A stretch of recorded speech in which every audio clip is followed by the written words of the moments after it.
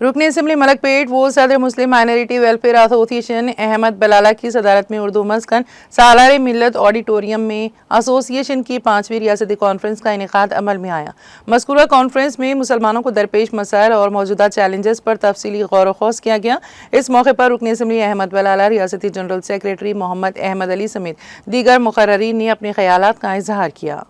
मुस्लिम minority association की state committee को मुबारकबाद दे रहा हूं और उनके तरफ से तमाम स्टेट से जो इम्पोर्टेंट लीडर्स यहाँ पर आज तेलंगाना के जमा हुए उनको भी मुबारकबाद दे रहा हूं और उनका इस्तकबाल कर रहा हूं। आज मुस्लिम माइनॉरिटी एसोसिएशन की 5th स्टेट कॉन्फ्रेंस हैदराबाद में सालार मिल्लत ऑडिटोरियम में मुनक्कद की गई, जिसका मकसद ये है कि हम मुस्लिम माइनॉरिटी वेलफेयर एसोसिएशन के लीडर्स को हम यही बात कर रहे हैं, सबसे पहले अपने अपने डिपोज में कमेटी फॉर्म करो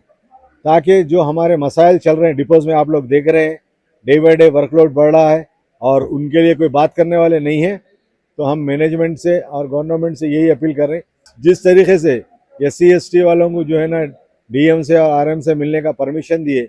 और हमारा भी मुतालबा यही है कि हमको भी दिए ताकि ग्रीवेंस वर्कर के सॉल्व हो सके। और हमारा और